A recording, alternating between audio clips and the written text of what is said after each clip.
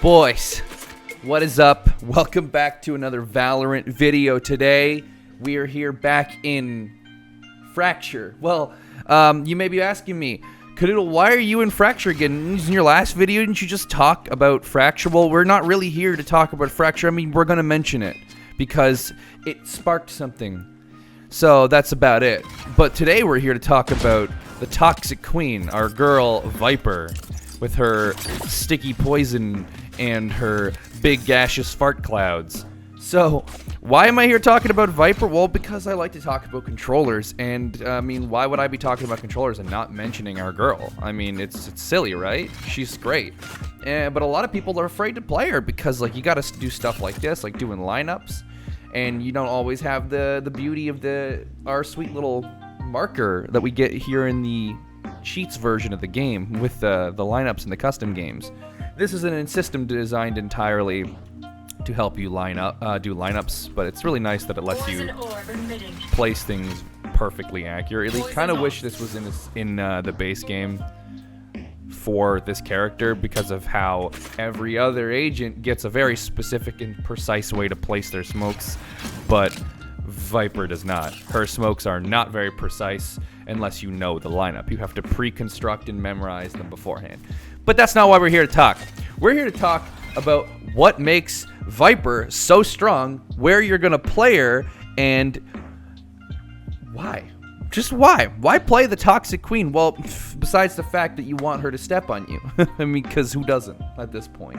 So, let's talk about what maps are really good for VIPER and why you should pick her up. Well, funnily enough, the new map, let's just show you here. It's very powerful for VIPER, considering the most common places that players are going to smoke when you play a map are usually the CT things. If we're talking about bind, you're going to smoke elbow, which loops back to CT, and then the door frame of CT, right? That's about how you approach smokes in the mindset of the game. It's like, how am I going to maximize the block of my smoke, and where are enemies most likely to be? Well, they're most likely to be holding positions that they can fall back to safely and stuff like that, which are CT positions. And fortunately, with the way this game functions, as an attacker, well, they're all going to be fixated right in the center, and that means that the CT points are all on the same side. So if they're here or on the other side of the map, the CT points are there. So you only need your wall to cover the major smoke things. No one really thinks about that. I don't really know why, but whatever. I mean, I've had plenty of Fracture games already where people are complaining about me picking that, and the best part, too, is that your wall covers this, so it leaves your smoke in a place where this can happen. Oh, well, we're going to focus entirely our attention on one side, which normally isn't ideal.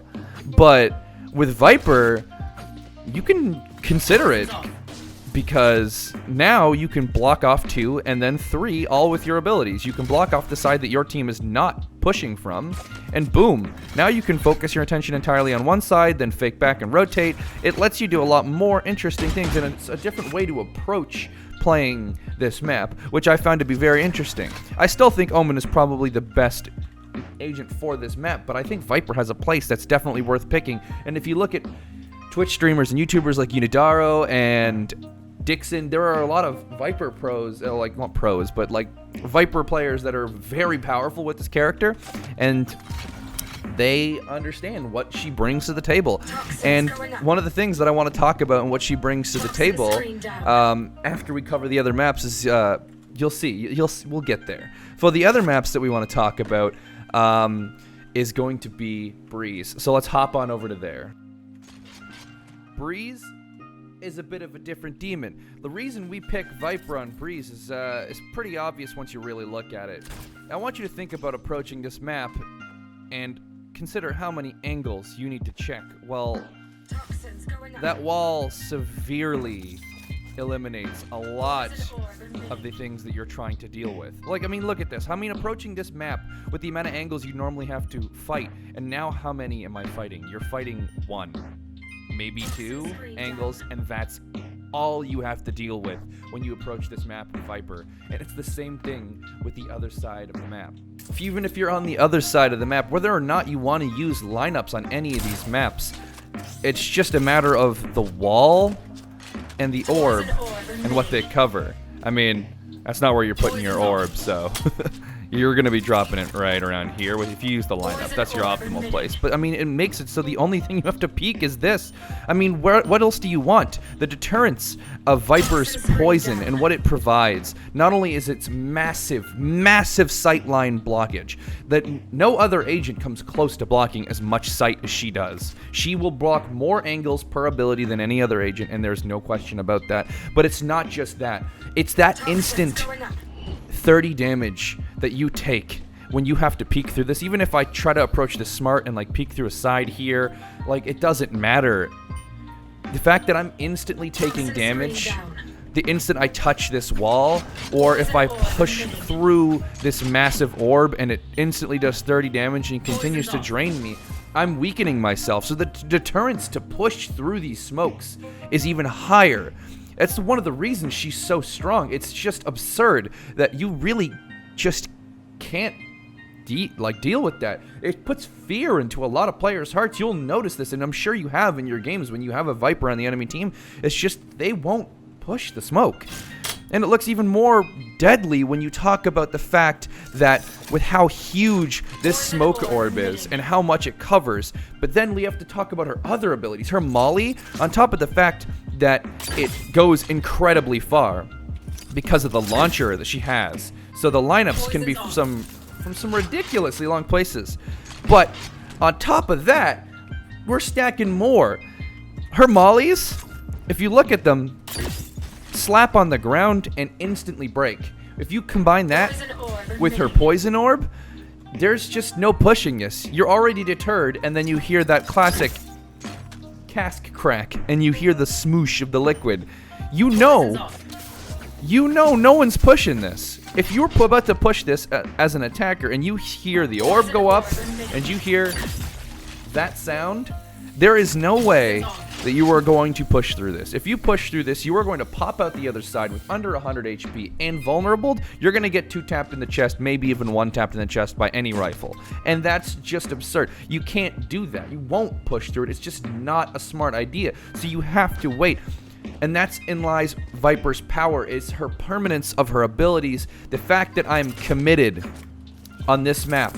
When I drop and start it in here and I try to find the most optimal position for her wall because I can't move it, yes, I put it in a very powerful position, but that's the point, is you need to be thoughtful and purposeful with your abilities. Drop your orb, because your orb can be picked up in a decent powerful place, but drop your wall in a place that's going to get maximum value, because people aren't going to push these, and that's why. Permanence is something that is meant to balance and contrast the fact that she has this insane, ridiculous stalling potential, because ain't nobody pushing this, and I'm serious, nobody's doing it. And if you're pushing it and she's staring at that smoke, well, you better hope that she's got no aim. I'm gonna be honest. So we'll talk about the last and unfortunate thing about her, and is that her Molly on its own and her skill level. The last and the thing, two things that I find are the worst things about her, is that in order to get the maximum value out of her, you have to be willing to put the time in to learn lineups. And that's just the truth of the matter. If I really want to play her on Breeze, which I do play her on Breeze, I'm going to have to take the time to use one of these, which I believe is Dixon's lineups, and I'm going to have to come over here, line up. You can see my mouse marker here at the corner of this flower, jump throw, and then come up here, run up into the site while my team is protecting me, and hopefully they're protecting me well enough, dropping everything up, and boom, it's perfect. But the fact is that I had to go in and practice for hours to do that, and not a lot of people want to do that, and it's just... we're just being honest. But these are 2 reasons that, like, people don't want to pick her up, but the value that she provides as her own and her place in the meta are just insurmountable. If you don't learn Viper for Breeze, then you are going to have a bad time. She is an essential player for this map, and she is a very powerful one on Fracture. And we'll go talk about the last point I have from her on the final map that I feel like she's very powerful on and worth picking up.